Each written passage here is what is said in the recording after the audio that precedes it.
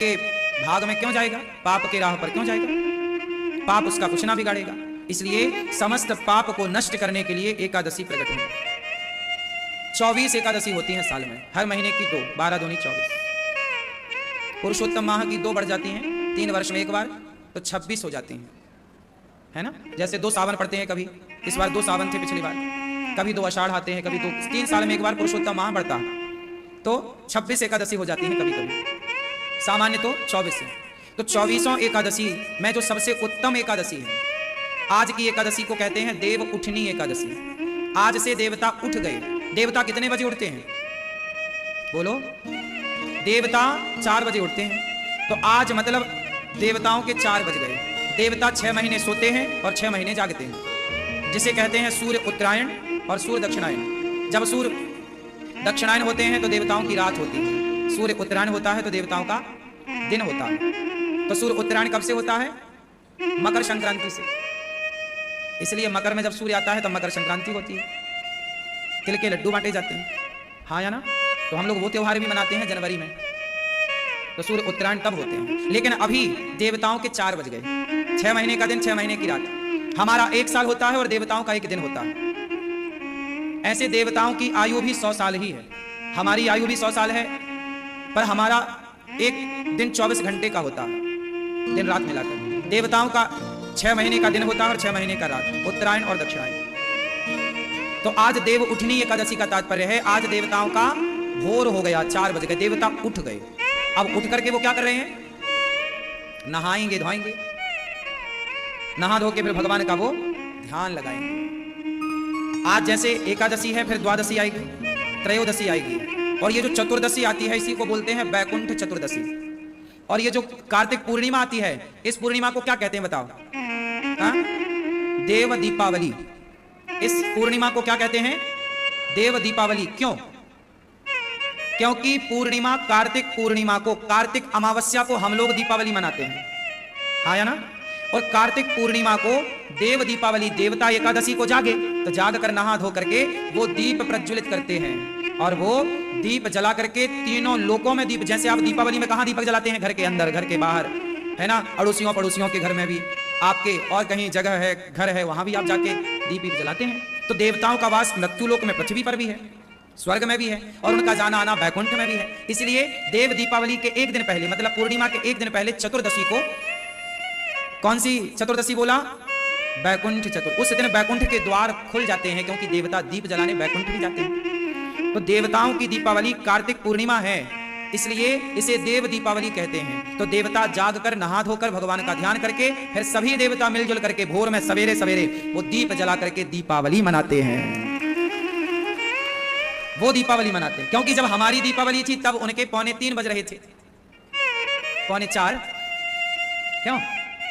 फिर आई एकादशी तो सवेरा हुआ, जागे, अब वो दीपावली मनाएंगे। तो आपको भी आज एकादशी में 11 दीपक जलाने चाहिए अपने घर पर। आज 11 दीपक जलाए जाते हैं। और जो चतुर्दशी आएगी, जिसे बैकुंठ चतुर्दशी कहते हैं, उस बैकुंठ चतुर्दशी में भगवान श्रीमन नारायण की पूजा करनी चाहिए दीप जला करके। और पूर्णिमा को हम सबको पूरे दीपक जलाने चाहिए। पूरे दीपक कितने? महीने के 30 आप जलाओ। वो तो देवताओं की दिवाली है, तो देवताओं के संग हम भी मनाएं, तो बुराई क्या है? कुछ दीपक जला लो, 5, 10, 11 जलाओ और उत्सव मनाओ। तो ये कार्तिक माह, मैंने आपको एक दिन पहले बताया, कुछ दिन पहले बताया, कि कोई आपसे सवाल करे कि सनातन धर्म में वो कौन सा महीना है जिस माह में सबसे ज्यादा त्योहार होते हैं, तो कार्तिक ही वो माह है जिसमें सबसे ज्यादा सनातन धर्म के एक साथ त्योहार आते हैं। धनतेरस कार्तिक में है ना, दीपावली कार्तिक में, भाई दूज कार्तिक में, गोपाष्टमी कार्तिक में, और छठ पर्व कार्तिक में। छठ पर्व कब? कार्तिक में। अक्षय नवमी कार्तिक में, देव उठनी एकादशी कार्तिक में, बैकुंठ चतुर्दशी कार्तिक में, और देव दीपावली कार्तिक में। ये इतने सारे पर्व हैं कार्तिक में। और किसी महीने में इतने सारे पर्व नहीं होते। तो आप लोगों को आज देव उठनी एकादशी की बहुत बहुत शुभकामनाएं। देवता भी आज से भगवान के चिंतन में लगते हैं। इसलिए हमारे यहां आज के बाद से अब विवाह के मुहूर्त, आगे घर के मुहूर्त, घर गृह प्रवेश के, घर बनाने के, जितने भी शुभ कार्य के मुहूर्त हैं अब से स्टार्ट होते हैं। देव जाग गए मतलब शुभ काम शुरू, देवता सो गए तो निर्माण इत्यादि का काम नहीं करते, है ना। इसलिए हमारे यहाँ सबका मुहूर्त होता है, क्योंकि साइंटिफिक है ना, कब देवताओं का समय सोने का है, कब जागने का है। आज जैसे देव उठनी एकादशी है, ऐसे ठीक 6 महीने पहले देव शयनी एकादशी भी आती है। देव शयनी एकादशी से देवता शयन करते हैं और देव उठनी एकादशी से देवता उठते हैं। तो भगवान, अब आप सवाल कर सकते हैं कि महाराज जी देवता भी सोते हैं तो फिर काम कौन करता है, कैसे काम होता है? देखो ऐसा है कि भगवान नहीं सोते, ये देवताओं के सोने का नियम है। देवता कौन? देवता अलग हैं और भगवान है। देवता देव है, इंद्र देवताओं के राजा हैं, अग्नि देवता हैं, वरुण देवता हैं, ये देव कोटि में है, भगवान कोटि में नहीं। भगवान सबसे अलग है। तो भगवान उस समय अपनी शक्ति से संभालते हैं सबका, देवताओं के काम वो सौंप के जाते हैं। भगवान की ये व्यवस्था है, इसलिए शुभ कार्य देव उठने के बाद से ही होते हैं। तो आज तुलसी विवाह भी है, भगवान श्रीमन नारायण का तुलसी जी से आज विवाह भी हुआ था। इसलिए एकादशी सबको करना चाहिए, अन्न नहीं खाना चाहिए, फलाहार करना चाहिए। कुछ ना खाओ तो अच्छा है। डॉक्टर भी कहते हैं कि हफ्ते में 15 दिन में एक बार शरीर को भूखा रखने से पेट ठीक रहता है, आप स्वस्थ रहते हैं, ये साइंटिफिक भी है। महीने में 2 बार आपको व्रत करना ही चाहिए, डॉक्टरों के नजरिए से भी। ना खाओ तो ये अच्छा है, इसलिए एकादशी करो, बेस्ट फल खा सकते हैं आप।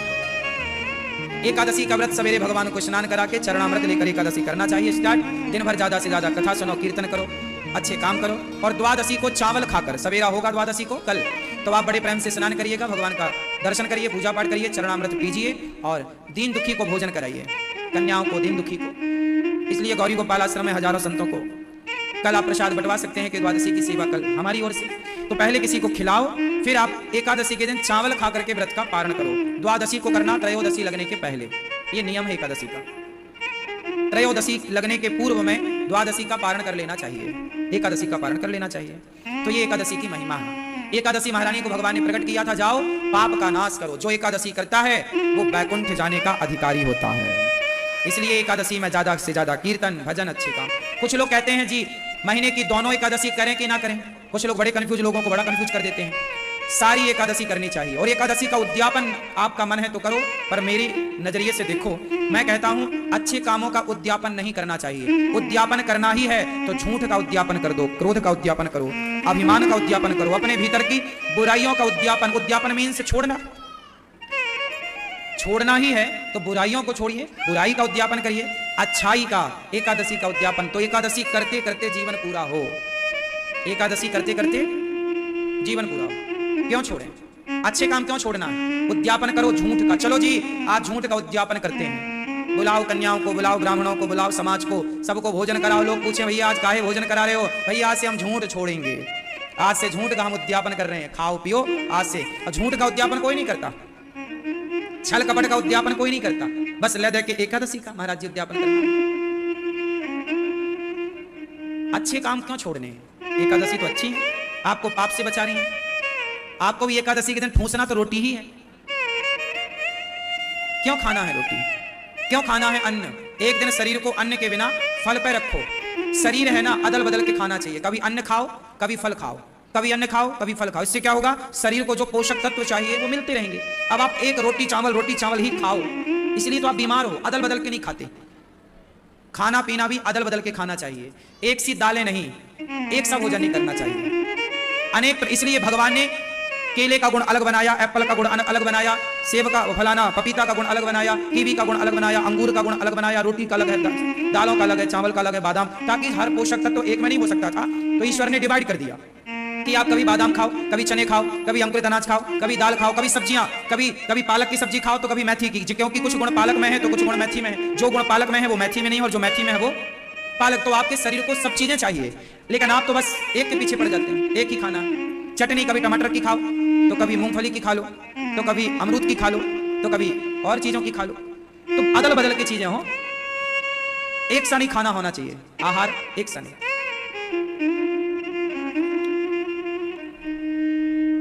एक सा खाने वाला जल्दी बीमार पड़ता है।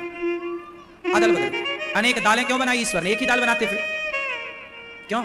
अनेक प्रकार के खाद्य पदार्थ क्यों बनाए विधाता ने? एक से ही बनाते। कभी नारियल की चटनी खाओ, कभी नारियल खाओ, नहीं नारियल खाओ, कच्चा नारियल, पका हुआ नारियल खाओ। तो इस तरह से हमें त्योहारों को मनाना चाहिए। एकादशी के दिन जल्दी जागकर स्नान करके पूजा करो, भगवान की कीर्तन करो बड़े प्रेम से, भगवान में ही वो दिन बीते। उस एकादशी के दिन पूरा दिन भगवान के नाम। कल हम लोगों ने सुना कि कपिल भगवान की मां देवहूति मां सिद्धा नाम की नदी बनकर बह गई। मनु जी महाराज की तीसरी बेटी प्रसूति, जिनका विवाह दक्ष से हुआ। सबसे छोटी बेटी सती, जिनका विवाह भगवान शंकर जी से हुआ। भगवान शंकर जी माता सती के साथ रहते हैं।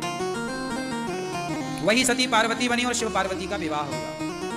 मनु जी महाराज के दो बेटे हैं, प्रियव्रत और मनु जी महाराज के दो बेटे प्रियव्रत और उत्तानपाद। उत्तानपाद की दो पत्नियां सुनीति और सुरुचि।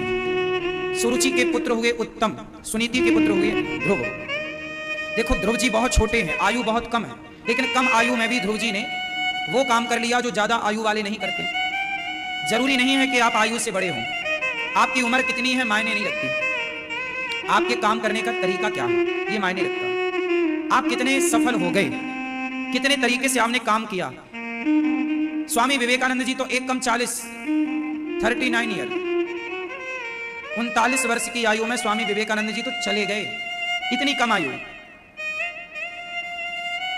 आद्य शंकराचार्य जी बहुत कम आयु में वो भी चले गए।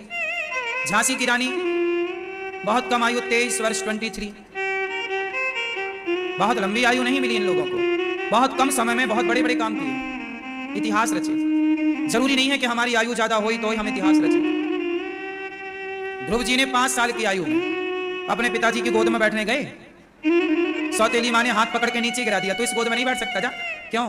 क्योंकि तू मेरा बेटा नहीं है, तूने मेरे गर्भ से जन्म नहीं लिया। जा पहले तप कर, तप करने से भगवान मिले तो भगवान से कहना कि वो मेरा बेटा बना के तुझे भेजें, तब तो इस गोद में बैठने का अधिकारी बनेगा।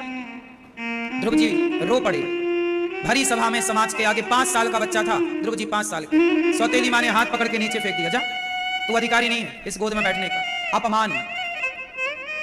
चल पड़े ध्रुव जी माँ के पास, माँ मेरा अपमान हो गया माँ। सुरुचि माँ ने कहा कि तू अभागन का बेटा है माँ, क्या मैं अभागी हूं? क्या आप अभागिन हो माँ? सुनीति ने कहा पुत्र मैं अभागिन हूं, देख तुझे तेरे पिता की गोद तक ना पहुंचा सकी क्योंकि तेरे पिता ने मेरा भी परित्याग कर दिया है।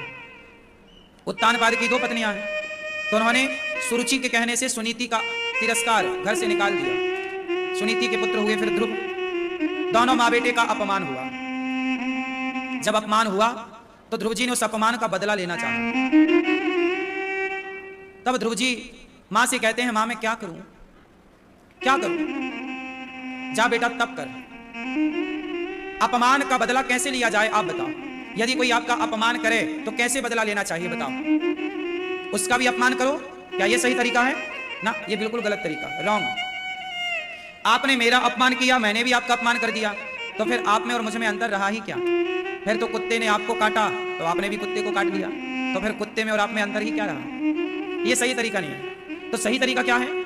कोई आपका अपमान करता है तो आप उसका अपमान मत करिए। क्या करें फिर कि बदला हो जाए? आपका कोई अपमान करे तो आप अपने आप को इतना सफल बनाओ, आप अपने आप को इतना सफल बनाओ कि वो अपमान करने वाला भी आपके साथ सेल्फी लेने के लिए मजबूर हो जाए, वो भी आपका सम्मान करने लग जाए, वो भी कहे वाह। इतने सफल होना, इससे बड़ा कोई तमाचा नहीं हो सकता कि जिसने आपका अपमान किया है आप इतने सफल हो जाएं कि वो अपमान करने वाले लोग आपके सामने बौने हो जाएं, छोटे हो जाएं। अपने आप को सफल बनाने में लगाओ, दूसरों को नीचा गिराने में नहीं कि तूने अपमान किया मैं भी करूंगा, नहीं, ये रास्ता गलत है। कोई आपका अपमान करता है तो करने दो, आप तेजी करो, तेजी से बढ़ो अपने लक्ष्य की ओर, अपने मुकाम तक पहुंचो, उलझो मत। यदि मैं आपको जवाब देने में उलझ गया तो मैं पहुंचूंगा ही नहीं फिर अपने लक्ष्य की ओर। खरगोश और कछुए की दौड़ आप लोगों ने बचपन में सुनी होगी, कौन आगे पहुंचता है? क्यों? जबकि फास्ट तो खरगोश दौड़ता है। खरगोश चलता है 10-20 कदम, थोड़ा दौड़ेगा, फिर वो यहां वहां चला जाएगा, यहां मुंह मारेगा वहां मुंह मारेगा। जबकि कछुआ सीधा चलता है, चलता ही रहता है, रुकता नहीं। भले वो धीरे चलता है पर वो चलता है, और कछुआ तेज चलता है पर वो यहां भागेगा, लेफ्ट जाएगा, राइट जाएगा, लेफ्ट जाएगा, सीधा नहीं चलता, थोड़ा आगे बढ़ेगा फिर यहां, बस यही है। आप कई बार अपने लक्ष्य से भटक जाते हैं। आप कहते हैं उसने मेरा अपमान किया है, मैं उससे बदला लूंगा। यदि आप बदला लेने में लग गए तो फिर आपका लक्ष्य तो रखा कि रखा रह गया ना, आप अपने लक्ष्य तक कैसे पहुंचोगे? इसलिए बदला नहीं, आपको अपने लक्ष्य की ओर चलना है, कछुए की तरह सीधा। वो जो आज आपको गालियां दे रहे हैं साहब, वो जो आपको गलत कह रहे हैं आज, समय अच्छा होने दीजिए, सब अच्छा हो जाएगा। जो लोग आपको आज गलत कह रहे हैं वही लोग कल आपको अच्छा कहने लग जाएंगे, और जो लोग आज आपको अच्छा कह रहे हैं वही लोग कल आपको गलत भी कहने लग जाएंगे। तो दुनिया के चक्कर में ना पड़ो, ये कब अच्छा कह दें और कब बुरा कह दें। आपसे स्वार्थ पूरा हो जाएगा तो लोग आपको अच्छा कहेंगे, आपसे स्वार्थ पूरा नहीं होगा तो लोग आपको गलत कह देंगे। अब देखो ना, चंद्रमा, चंद्रमा तो वही है ना एक, बोलो हाँ, चंदा मामा तो वही है एक, लेकिन जब गणेश चतुर्थी का चंद्रमा आता है तो कोई नहीं देखना चाहता। ए भैया मत देखना आज के चांद को, आज के चंद्रमा को ना देखना, कलंक लग जाएगा, झूठा। वही चंद्रमा है, लेकिन गणेश चतुर्थी आते ही चंद्रमा को लोग त्याग देते हैं, नहीं देखते, बोले पाप लग जाएगा देखने से। लेकिन वही चंद्रमा जब करवा चौथ के दिन प्रकट होता है तो सारी दुनिया आंख उघारे देखने के लिए, इंतजार करने के लिए खड़ी रहती है, कब आए कब आए।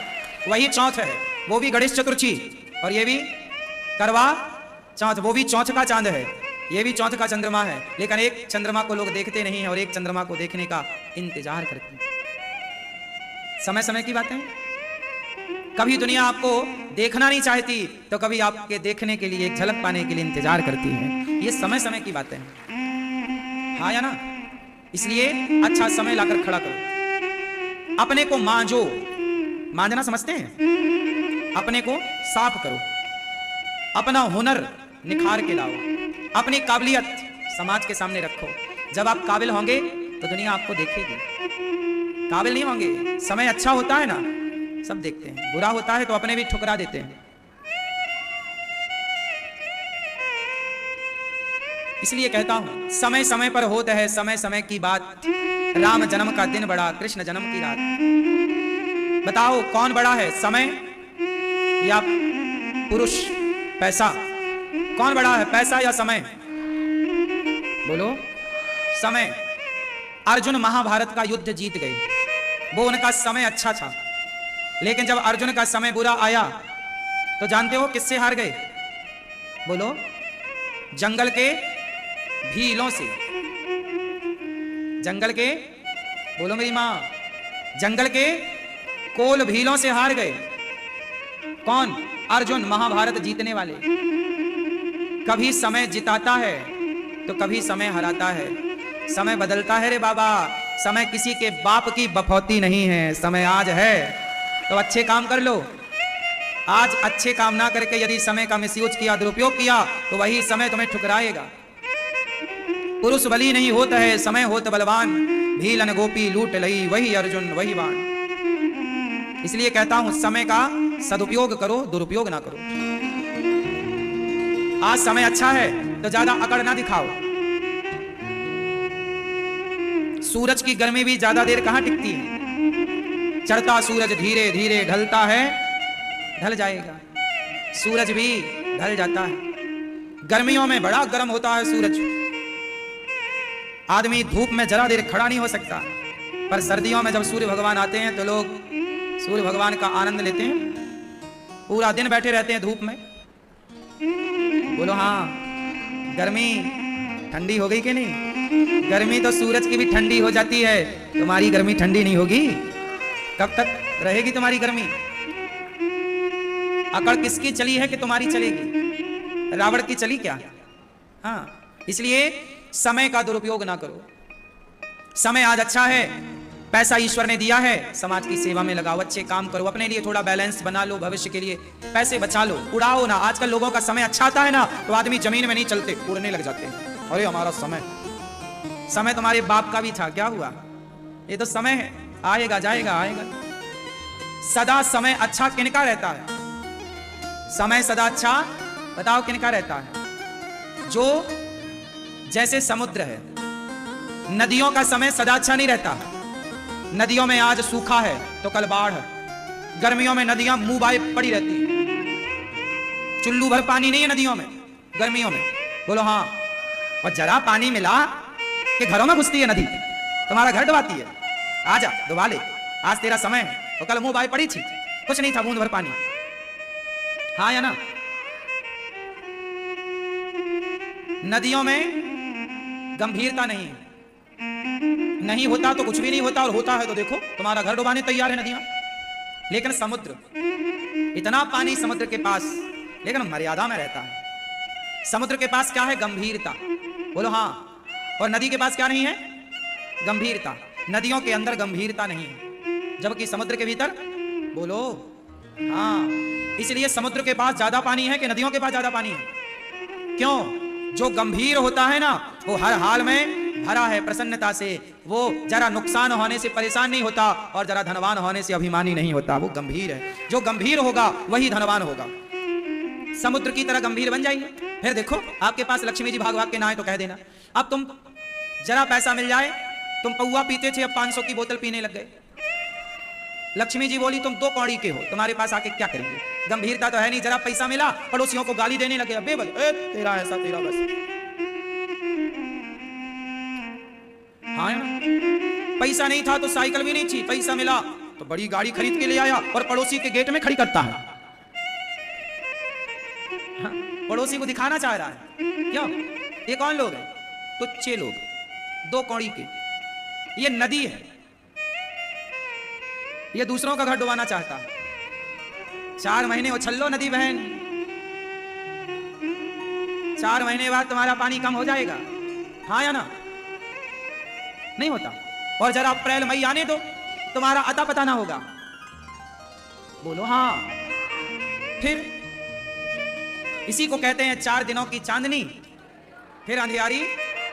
तो आपको भी 4 दिनों की चांदनी बनना है क्या, या सदा? तो सदा रहना है तो समुद्र की तरह गंभीर बनो, और 4 दिनों के लिए यदि मौज मस्ती करना है तो फिर 2 कौड़ी के बन के जरा पैसा पाके उछल कूद करते रहो। थोड़ा गंभीरता लाओ।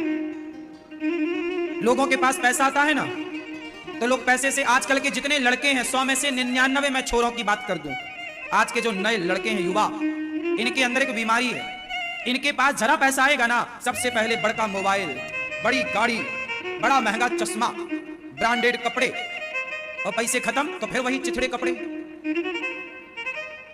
वही पुराना खंडहर मोबाइल, वही खटारा गाड़ी। यही 4 दिनों की चांदनी। अरे भाई नौजवान दोस्तों, पैसे कमाए तो थे, उड़ा दिए तुमने दोस्तों की संगति में। तुम समझदार नहीं हो। समझदार वो नहीं है जो पैसे को उड़ा दे, समझदार वो है जो पैसे कमाएं और उसे बचाएं। क्या करें? पैसा बचाने वाला आगे जाता है, पैसा बचाने वाला। इसलिए युवाओं को चाहिए कि पैसे को बचाएं। जितना कमाते हो ना भैया, बचाओ। मोबाइल तो वैसा लो जिससे काम हो जाए, बस। गाड़ी वो लो जिससे काम चलता रहे, चल जाए। दिखावे का जीवन ना हो। आज का युवा किस में जी रहा है? दिखावे में। किस में जी रहा है बताओ? और दिखावे के चक्कर में बर्बाद है। बाप की संपत्ति पर मौज कर रहा है, खुद का कुछ नहीं है। पापा गाड़ी दिला दो, पापा मोबाइल दिला दो, पापा जरा रिचार्ज करा दो, खुद रिचार्ज करने की ताकत नहीं रखता। हम भी जब 17 साल के भये, हम जब 18 साल के भये, तो हम अपने पैसों से ही 18 साल की जब उम्र हमारी हुई, 17 और 18, मैं आपको पहले बता चुका हूं, आज फिर दोहरा दूं। मैंने आखिरी बार पिताजी से पैसे मांगे थे तो मेरे पिताजी ने मुझे मेला घूमने के लिए सिर्फ 2 रुपए दिए थे। मेरे पिताजी ने मुझे आखिरी बार पैसे कब दिए? जब मैं मेला घूमने जाया करता था, तो आखिरी बार मेरे पिताजी ने मुझे 2 रुपए दिए। उसके बाद आज तक मेरे पिताजी ने मुझे पैसे नहीं दिए, जरूरत ही नहीं पड़ी। जब मैं 17 साल का हुआ, 18 वर्ष का हुआ, तो मैं पढ़ता भी था और अपनी कॉपी किताब भी अपने पैसे से खरीदता था, काम भी करता, पैसे भी जरा से कमाता और अपने खर्चे अपने पैसे से। पिता के पैसे से फिर मैंने साबुन भी नहीं लिया, साबुन भी और निरमा भी जरूरत पड़ी तो पिता के पैसे से नहीं। घर में रोटी है, चावल है, दाल है, नमक है, इसकी जिम्मेदारी भी मेरे कंधे पर जब मैं 18 साल का था तब आ गई। 19 साल तब से लेकर जिम्मेदारियां ही पूरी कर रहा हूं। एक के बाद एक जिम्मेदारियां आती गईं और उन्हें ईमानदारी से हम निभाते गए।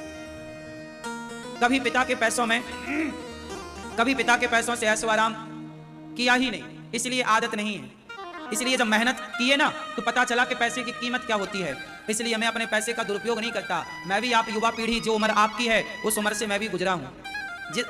मेरी उम्र आज 33 कंप्लीट, 34 रनिंग चल रही है, 34 ईयर।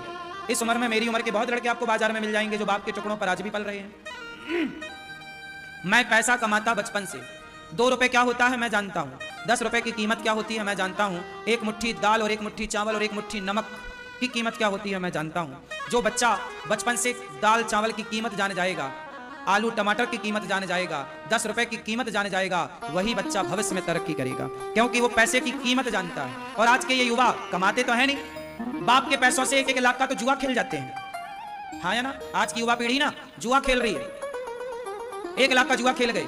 इन मूर्खों से पूछो, नालायकों से, 1 लाख रुपया कितने दिन में कमाओगे साहब तुम? जो तुमने एक दिन में उड़ा दिए, 5,000 की तुम शराब पी गए, ये बताओ जरा, ये तुम कितने दिन में कमा के लाओ? कमाओ जरा, 5,000 तुम कब तक कमाते हो? 1 लाख कितने दिन में कमाते हो? उड़ा देना बड़ी बात थोड़ी है। आप लोग गलती करते हैं साहब, बच्चों को खूब पढ़ाते हैं, पढ़ाओ, बिंदास पढ़ाओ, लेकिन पढ़ाई जिस दिन कंप्लीट हो उसके अगले दिन बच्चों को भेज दो कि जा भैया कुछ कमा के लिया। जब बाजार में जाके वो धक्के खाएगा 10 जगह। आज बाजार में तुम काम मांगने जाओ तो 8,000 रुपए का काम मिलता है तुम्हें। बाजार में तुम्हें महीने का कोई देगा तो 8,000 रुपया देगा, तिहाड़ी मजदूरी का। भाई 8,000 दूंगा, काम करेगा? 12 घंटा काम करना पड़ेगा तब जाके 8,000 मिलता है।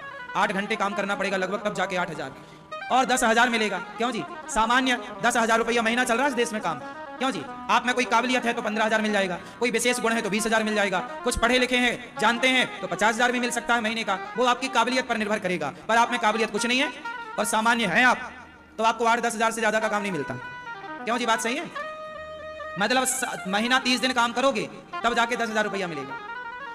और ये लड़के जाके 1 घंटे में 50,000 का जुआ खेल के आ जाते हैं, 5,000 की शराब पी के आ जाते हैं। इन्हें पता नहीं कि 10,000 की कीमत क्या है, 5,000 की कीमत क्या है। इसलिए मेरी माँ, युवा पीढ़ी क्यों बिगड़ गई? क्योंकि आपने बहुत पैसा कमा के रख दिया। बच्चों को लग रहा है कि मेरे बाप के पास तो ऑलरेडी बहुत है, मुझे क्या जरूरत है। तो वो बाप की मस्त उड़ाता है, खाता है। इसलिए पैसा कमाना बड़ी बात नहीं है साहब, पैसे को सही जगह खर्च करना बड़ी बात है। ये दास अनिरुद्ध, मैं भी काम करता हूं, आप लोगों से ज्यादा काम करता हूं, मैं भी पैसे कमाता हूं, लेकिन मैं अपने 1 भी रुपए का दुरुपयोग नहीं करता। मैं पैसे कमाता हूं इसलिए कि गौरी गोपाल आश्रम में जो हजारों भक्त आते हैं उन्हें मैं भरपेट भोजन देने का प्रयास करता हूं। आप सबका पेट भर सके। गौरी गोपाल में अखंड लंगर चलता है, ऐसा लंगर जो 30,000 लोग पर डे प्रसाद पाते हैं, वो भी सब निःशुल्क। मैंने तो सब दुरुपयोग नहीं किया कि पैसा कमा के मैं भी शराब पी के पड़ा रहूं, मैं भी कोई गलत उपयोग करूं पैसे का। मेरे कोई शौक नहीं है बहुत ज्यादा, जो जरूरतें हैं मैं उनको पूरी करता हूं। जरूरत मोबाइल की है, जरूरत गाड़ी की है तो जरूरत है, वरना मैं पैसे का बिल्कुल यूज नहीं करता, मिस यूज नहीं करता। सही उपयोग, माओ की सेवा में पैसा लगे। आप सब, आप बताइए, आप सब वृंदावन आए, आप सबको गौरी गोपाल में प्रसाद मिला कि नहीं? किस किस को मिला? मिला ना? सबका पेट भरा ना? बताओ। मैं कमाता हूं किसके लिए? केवल मेरा पेट भरे ना, गौरी गोपाल में, वृंदावन में आने वाले हर व्यक्ति का फ्री में पेट भरे, ये प्रयास में रहता हूं। सेवा है ये। मैं भी आप लोगों की तरह ऐशो आराम की जिंदगी जी सकता था, लेकिन नहीं, मैंने ऐशो आराम की जिंदगी नहीं जी। मैंने सोचा कि मेरे मेहनत करने से यदि माताएं जिनको अपने बेटे घर से निकाल देते हैं, इन बेसहारा माओं को यदि मेरे प्रयास करने से उन रोती हुई माओं के होंठों पे मुस्कान आ सकती है, उनके सिर पर, जिनके सिर पर छाया नहीं, उन्हें छाया मिल सकती है, तो मैंने कहा मैं अपना जीवन इन माओं की सेवा में समर्पित करूंगा। और आज गौरी गोपाल में 290 बेसहारा माएं रहती हैं, आप देख सकते हैं अपनी आंखों से। मैं मेहनत करता हूं, मैं पैसे कमाता हूं, किसके लिए? कि गौरी गोपाल आश्रम में, गौरी गोपाल गुरुकुल में आज 150 बच्चे पढ़ते हैं, उनका पढ़ना लिखना खाना पीना सब फ्री है। कमाता हूं मैं उन बच्चों के लिए कि वो पढ़ सकें, देश के लिए पढ़ सकें। जिन गुरुकुलों को मुगलों ने, अंग्रेजों ने उजाड़ा, उन गुरुकुलों को बसाने का काम किया है ये दास ने। तो मैं भी कमाता हूं। पैसे कमाना बिल्कुल बुरा नहीं है, पर पैसे कमाने के पहले बच्चों को पूछो कि तुम खर्च कहां करो, क्यों कमा रहे हो। आज मैं आपसे एक सवाल कर लूं, आप पैसा क्यों कमा रहे हो? क्यों क्यों भैया, आप पैसा क्यों कमाते हो? बच्चों के लिए। भैया आप बताओ, पैसा क्यों कमाते हो? बच्चों के लिए, परिवार के लिए। देखिए, आप बताइए चश्मा वाले भैया, आप पैसा क्यों कमाते हैं? बच्चों के लिए, परिवार के लिए। चश्मा वाले भैया, आप पैसा क्यों कमाते हो?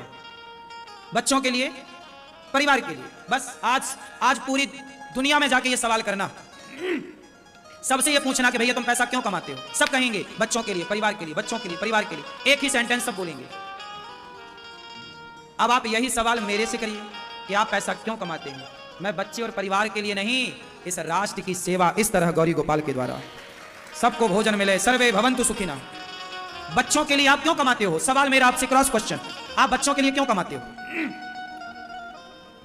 क्यों कमाते हो? यदि आप बच्चों के लिए कमाते हो तो आप गलत पिता हो। बच्चों के लिए पैसा क्यों? बच्चों को काबिलियत दे दो। अब आप कहोगे पढ़ाने लिखाने में पैसा लगेगा, ठीक है, पढ़ाने लिखाने तक का पैसा दो, लायक बनाओ, योग्यता दो, बच्चों में खड़ा करो उन्हें। बच्चों के लिए क्यों कमा रहे हो? बच्चा अपने लिए कमाएगा ना। तुम क्यों कमा रहे हो? तुम इसलिए कमाओ, बच्चों के लिए, परिवार के लिए पैसा नहीं। बच्चे परिवार को पढ़ा लिखा के बच्चों को योग्य बनाओ। पैसा परिवार बच्चों के लिए नहीं। हम इसलिए पैसा कमाते हैं कि हम किसी की मदद कर सकें, किसी की हेल्प कर सकें, किसी के आंखों के आंसू अपनी कमाई के 2 पैसों से पहुंच सकें, किसी भूखे को रोटी दे सकें अपनी कमाई से। अब आप लोग का उद्देश्य क्या है? बच्चों के लिए कमा रहे हैं। आपका उद्देश्य यह है ही नहीं कि हम समाज की सेवा के लिए कमा रहे हैं, दीन दुखी के लिए कमा रहे हैं, नहीं, सब बच्चों के लिए कमा रहे हैं। क्यों? बच्चे तुम्हारे निकम्मे हैं क्या? पढ़ लिख गए साहब, अब तिजोरियां भरने में लगी है दुनिया। सबके बच्चे पढ़ लिख गए, फिर भी तो आदमी मर रहा है पैसों के लिए। कहां पेट भरा? चलो जब तक पैसे बच्चे नहीं पढ़े थे तब तक कमाए, अब तो बच्चे भी कमा रहे हैं, फिर भी तो तुम पैसे के पीछे भाग रहे हो। और भाग कर भी क्या कर रहे हो? कौन सा तुमने समाज की कोई जिम्मेदारी ले ली कि जी हम ये काम करेंगे, सेवा करेंगे? इसलिए लोग पैसा कमा रहे हैं। पैसा कमाना बड़ी बात नहीं है भैया। पैसा तो वैश्या भी कमा रही है तुमसे ज्यादा। पैसा बच्चों के लिए कमा रहे हैं, परिवार के लिए कमा रहे हैं, ये कोई बात नहीं होती। परिवार, चिड़िया तो कोई नहीं कमाती फिर भी उसके बच्चे पल जाते हैं। कुत्ता तो नहीं कमाता फिर भी उसके बच्चे पल जाते हैं। सुअर तो नहीं कमाता फिर भी उसके बच्चे पल जाते हैं। और जिनके माँ बाप बचपन में मर जाते हैं ना, वो बच्चे भी पल जाते हैं। इसका मतलब ये हुआ कि तुम ना भी कमाओ तो भी बच्चे पल जाएंगे। भूखा तो कोई ना मरेगा साहब। आपको क्या लगता है कि बच्चों के पालनहार आप हो? यही तो गलती कर दी आप लोगों ने कि बच्चों के बाप खुद बन के बैठ गए, जी हम पालनहार हैं। नहीं, बच्चों के लिए हम क्यों? बच्चों के लिए भगवान है, जिसने उसका पेट बनाया है, जिसने उसका मुंह बनाया है, जिस विधाता ने उसे इस धरती पर भेजा है, वही विधाता उसके खाने पीने की व्यवस्था करता है। कहते हैं ना, दाने दाने में लिखा है। बोलो, दाने दाने में लिखा है। फिर तुम्हारे बेटा जो खा रहा है उसमें उसका नाम ऑलरेडी लिखा था, इसलिए खा रहा है। अब आप कहो जी हम बच्चों को कमा कमा के खवा रहे हैं, नहीं साहब, ये गलत हो जाएगा। आप ना कमाओगे तो भी आपके बच्चे भूखों नहीं मरेंगे। इसका मतलब ये हुआ कि जो आप कमा रहे हो, आपको पता ही नहीं है कि मैं क्यों कमा रही हूं या कमा रहा हूं। अब आपने कहा कि हम बच्चों के लिए कमा रहे हैं, नहीं, आप बच्चों के लिए नहीं कमा रहे, आप गलत कह रहे हैं। बच्चों के लिए नहीं कमा रहे हैं आप लोग, क्योंकि बच्चों के लिए तो उस परमात्मा ने व्यवस्था, जब तुम्हारा बच्चा पैदा हुआ तो बताओ, तुम्हारी पत्नी के आंचल में दूध आया?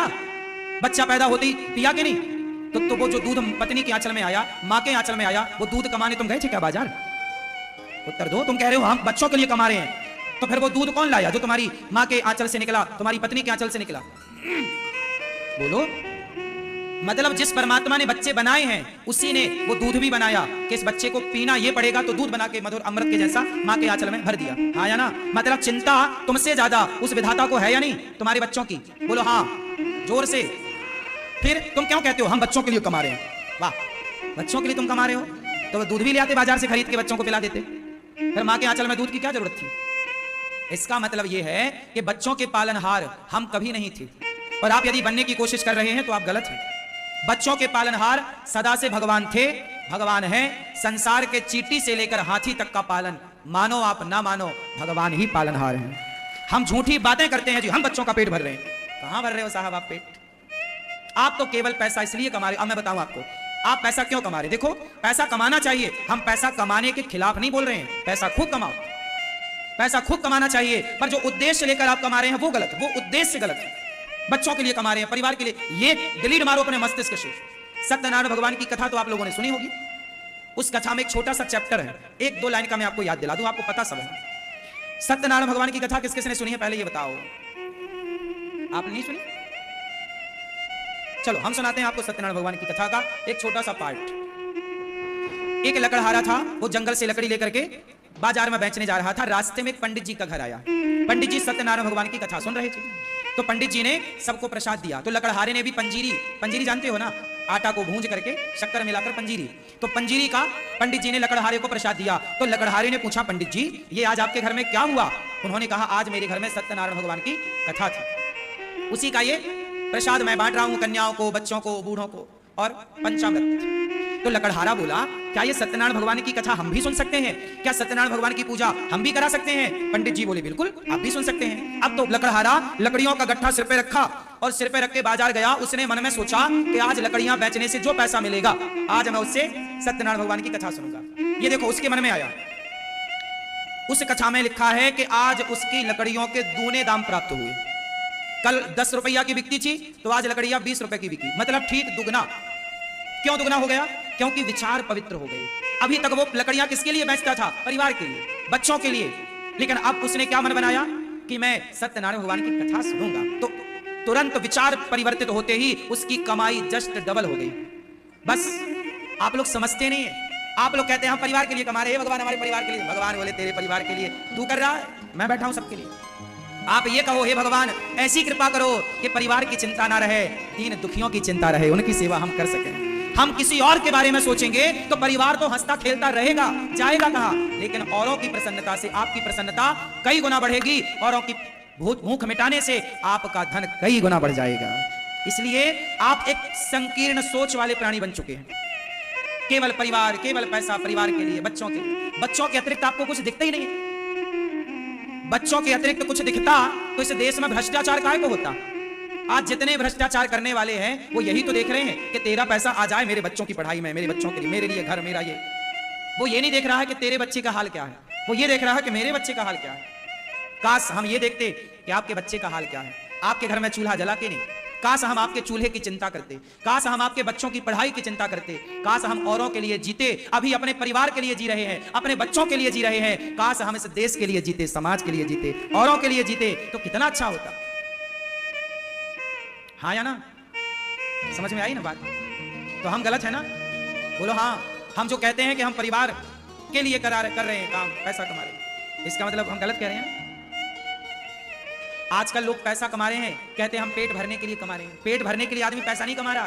पेट भरने के लिए तो है, सामान्य कर लोगे तो मिल जाएगा। आजकल लोग तिजोरियां भरने के लिए कमा रहे हैं। पेट भरने के लिए कोई परेशान नहीं है, तिजोरियां भरने के लिए परेशान है। पैसा नहीं कमा रहे हैं लोग। लोग पैसे के पीछे नहीं भाग रहे हैं, इज्जत नाम शोहरत के पीछे भाग रहे हैं। इज्जत मिले, नाम मिले, पावर हमारा हो, सत्ता हमारी हो। काश आप पैसा ही कमाते तो भी आप खुश थे, लेकिन जब से आपके अंदर नाम प्रतिष्ठा की भूख जागी, जी मेरा भी नाम हो, मेरी भी इज्जत हो समाज में, इसलिए तो आज का युवा दिखावे का जीवन जीता है। पेट तो उस युवा का भरा है, पर बाप से पैसा ले लेके बड़ी गाड़ियां किस बात की? दिखाना चाहता अपने दोस्तों को, देख मेरी गाड़ी है। वो ये नहीं समझ रहा कि तेरी कमाई की तो है नहीं। भैया कमा, उसका सदुपयोग कर। पैसा कमाना बड़ी बात नहीं है। तो आज से अपने बच्चों को आप समझाओ कि बेटा पैसा कमाना है, पर उसको लगाना कहां? बताओ पैसे का क्या उपयोग होना चाहिए? आप लोग क्लियर नहीं है। पैसा क्यों कमाते हैं आप लोग? ये सवाल था मेरा। आप क्लियर नहीं। अभी आप कह चुके कि बच्चे परिवार के लिए नहीं। अब हटाओ इसे, डिलीट मारो इस कॉन्सेप्ट को, नया लॉन्च करो। अब पैसा कमाएंगे इसलिए कि हम उस पैसे से किसी दीन दुखी की सेवा, हेल्प कर पाए, हम मदद करें किसी की। जब आप किसी के बारे में सोचते हैं ना, तो लिख लो मेरी बात, जिस दिन आप किसी और के बारे में सोचने लगते हैं, उस दिन विधाता बैठे बैठे बैकुंठ में आपके बारे में सोचने लगते हैं कि अब इसके बारे में। इसलिए ये दास अनिरुद्ध, मैं अपने बारे में कुछ नहीं सोचता कि लोग मुझे अच्छा कहें बुरा कहें। मैं अपने बारे में कुछ नहीं सोचता। मैं माताओं के बारे में, विद्यार्थी पढ़ रहे हैं उनके लिए, और आप सबको भोजन मिले, संतों को भोजन मिले, समाज के लिए जब सोचता हूं तो मेरे भगवान मेरे लिए सोचते रहते हैं। मुझे अपने लिए सोचने की जरूरत नहीं पड़ती। मैं टेंशन नहीं लेता, क्योंकि मेरे बारे में सोचने वाले भगवान बैठे तो हैं। मैं क्यों सोचूं? मैं अपनी कोई प्लानिंग नहीं करता। भगवान करके देंगे, वो करें जो करें। हमने तो आत्मसमर्पण कर रखा। आपके हो गए, अब आप जानो और आपका काम करें। हाँ या ना? मैया कितने बच्चे हैं आपके? अच्छा 2। तो ये बताओ आपका कितने % शेयर है?